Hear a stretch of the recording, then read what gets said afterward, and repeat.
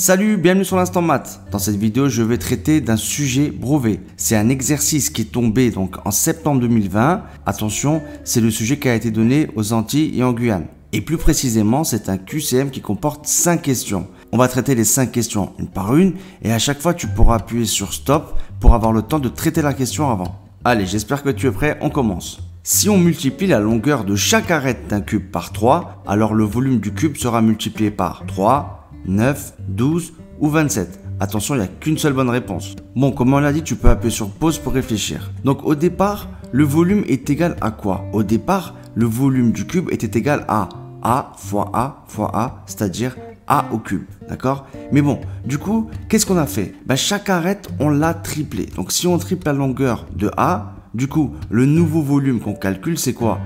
C'est 3 fois A fois 3 fois A fois 3 fois A. Et tu le sais, dans une multiplication, l'ordre des nombres n'est pas important. Donc on peut faire très bien 3 fois 3 fois 3, ce qui fait 3 au cube, et A fois A fois A, ce qui fait A au cube. Du coup, le volume, c'est quoi? C'est 3 au cube fois A au cube. Et A au cube, c'est justement l'aire du volume avant l'augmentation. Donc le nouveau volume, qu'on appelle grand V, c'est en fait quoi? C'est 3 au cube fois A au cube. Et 3 au cube, c'est quoi? C'est 3 fois 3 fois 3. 3 fois 3, 9 fois 3, 27. Donc du coup, on peut écrire que c'est 27 fois A au cube. Donc c'est 27 fois le volume du cube avant l'augmentation. Ça y est, on peut donc répondre à notre première question. Si on multiplie la longueur de chaque arête d'un cube par 3, alors le volume du cube sera multiplié par 27. Bon, donne du sens un peu à ce qu'on est en train de dire là, d'accord? Parce que la méthode c'est une chose, mais la compréhension c'est une autre chose. Faut pas oublier qu'un cube c'est avant tout un solide. Et qui dit solide dit 3 dimensions. Donc en fait, on augmente la longueur sur chaque dimension.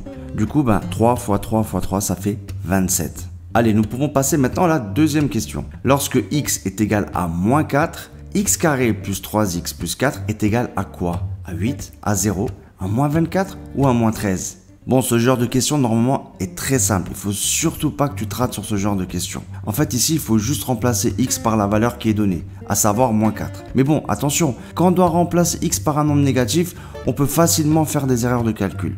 Donc, on y va. On va remplacer x par moins 4. Du coup, ton expression, ça devient quoi? Moins 4, donc le tout au carré, plus 3 fois, entre parenthèses, moins 4, plus 4. Et à partir de là, il ne faut pas se tromper sur les règles. Déjà, un nombre, quand il est élevé au carré, il est toujours positif. Donc, moins 4, le tout au carré, ça fait 16. Ensuite, on multiplie 3 fois moins 4. Là, 3 et moins 4 ne sont pas de même signe. Donc, le résultat va être négatif. 3 fois moins 4, ça fait tout simplement moins 12. On se retrouve au final avec 16 moins 12 plus 4. Et là, il ne faut pas paniquer, il faut faire dans l'ordre. D'accord? 16 moins 12, ça fait 4. Plus 4, ça fait bien sûr 8. Donc on peut répondre à notre deuxième question. Lorsque x est égal à moins 4, x carré plus 3x plus 4 est égal à 8. C'était la réponse A. On passe maintenant à la troisième question. Il s'agit là de fractions, donc d'additionner deux fractions. 1 tiers plus 1 quart. Et ça, normalement, tu sais faire, je l'espère en tout cas. Donc, qu'est-ce qu'il faut faire? Il faut se ramener sur le même dénominateur. En gros, il va falloir un peu transformer les fractions, donc 1 tiers et 1 quart. Il faut donc réfléchir à un multiple commun entre 3 et 4. Et ici, pas besoin de réfléchir trop longtemps, c'est en fait 3 fois 4, c'est 12. Donc on va transformer 1 tiers et 1 quart de façon à avoir 12 en bas. Comment est-ce qu'on fait ça? Il faut multiplier à chaque fois par un même nombre le numérateur et le dénominateur. Du coup, donc 1 tiers, pour arriver à 12 en bas, il faut multiplier par 4. Donc on va multiplier par 4 en bas et en haut. Et on fait pareil pour 1 quart. Cette fois-ci, en bas, on va multiplier par 3. Et du coup, il faut également multiplier par 3 en haut. À ce stade, on ne laisse pas les fractions comme ça. Il faut calculer. Et on se retrouve donc avec 4 douzièmes plus 3 douzièmes. Lorsque tu additionnes deux fractions qui ont le même dénominateur, il suffit simplement d'additionner les numérateurs entre eux et conserver le dénominateur. Donc, on a bien, du coup, 7 douzièmes. C'était donc la réponse C. On passe à la quatrième question. Là, il s'agit de notation scientifique, écriture scientifique. Il faut donner l'écriture scientifique donc de 1,5 milliard. Comment est-ce qu'on fait pour donner la notation scientifique de ce nombre? Déjà, il faut trouver un nombre qui soit plus grand ou égal à 1 et strictement plus petit que 10. Ensuite, ce nombre, il faut que tu le multiplies par une puissance de 10 pour que ça fasse 1,5 milliard.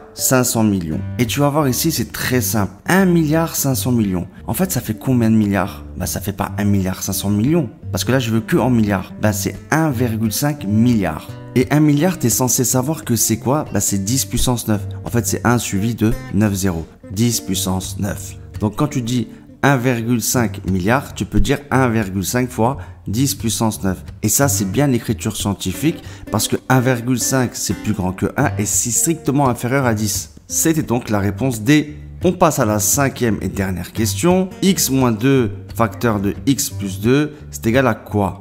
Bon, ici, pour répondre à la question, il fallait reconnaître une identité remarquable, pas n'importe laquelle. L'identité a moins b facteur de a plus b. Et a moins b facteur de a plus b, ça fait a carré moins b carré. Il ne reste plus qu'à l'appliquer sur notre expression. Du coup, ici, x c'est a et b c'est 2. On applique la formule. On se retrouve avec quoi? Bah, a carré moins b carré, donc x carré moins 2 au carré. Et 2 au carré, tu remplaces ça, c'est 4. Du coup, on a x carré moins 4. C'était donc la réponse A. On a donc terminé cet exercice qui était tombé au brevet. J'espère qu'elle te sera utile si tu prépares le brevet ou si simplement tu veux te remettre à jour dans tes connaissances. Si tu trouves cette vidéo utile, n'hésite pas à la partager et pour me soutenir, abonne-toi. Allez, salut, ciao!